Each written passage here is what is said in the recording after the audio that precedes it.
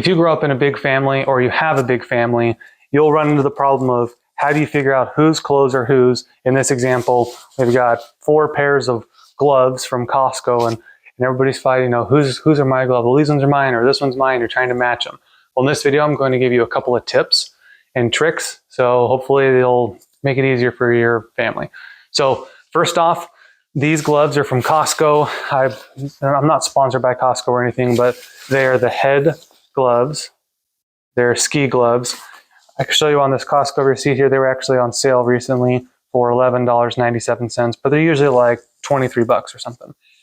Okay, so it was a good deal, and I thought, hey, these are decent gloves, so let's buy them. Like I mentioned earlier, I grew up in a large family, and so we had hand-me-downs. So even if we weren't all the same size as children at the same time, if one of us outgrew it, it was passed down to the next child. So let me show you one thing that my family did, and I'm going to just use a Sharpie marker and a piece of paper to show you what we did. Okay, so let's say a family has 5 kids, and it starts with Derek, Charlie, Brad, Andrew, and Mark, we'll say. All right, so this is all boys. This is what you could do. You could buy something for the oldest, who's Derek, and he's going to just put 1 dot on the clothing. Could be on your sock, could be on your shirt, something like that. And then when he outgrows it, it's going to go to the second child, and you'll just put 2 dots. And now if you find a sock and it has 2 dots on it, you know that it belongs to Charlie. Or if there's 3 dots, it goes to Brad.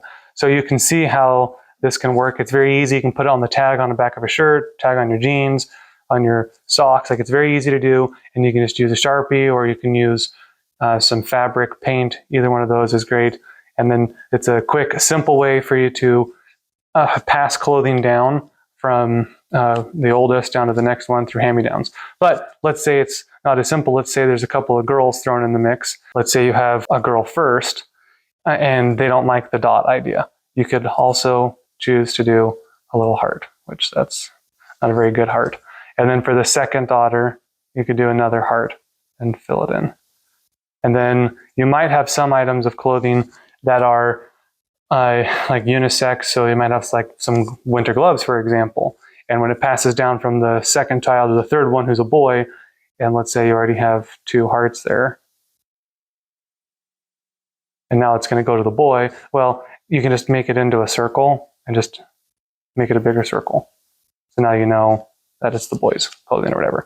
So that's just a simple tip that you can do to mark your clothing, so it's easy to identify which clothing goes to which child and when it's passed down from each child.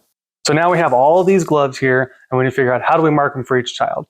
And you can do like what I was suggesting and put like some fabric paint or something, put like a couple of dots. That's fine. What I did was I used a Sharpie and I colored the word head on these head gloves. So now this child knows, hey, this one's green. And then the next one, oh, hey, this one's orange, purple. So let me just show you how easy that is to do with the Sharpie. So you just get the Sharpie and you just go nice and slowly right over the threads. And I'm just kind of going back and forth. I'm trying to follow the direction of the threads. So when they embroidered this, if the threads are going up and down, I'm trying to go that same direction. And the beauty of this is you can just use a couple of different colors of Sharpies, and it's easy to figure out. There's a suit, and if you wanted to, you could even go black and have one person's be colored in as black. It doesn't have to be really colorful. But you can see that just in a few seconds, you're able to take the bland white here and color in a color. So that's pretty simple. It also is going to make it easier to determine yours when you go out with a bunch of friends and they all have the same Costco gloves. You can say, okay, mine are the ones that are not the white ones. Thanks for staying this long in my video. If you haven't already, please subscribe to my channel. I'd appreciate it. I hope I provide value on the channel. On this channel, I do everything from DIY projects to review cool tools, to show life hacks like this, and do a little bit of cooking with cast iron, and then other just life skills.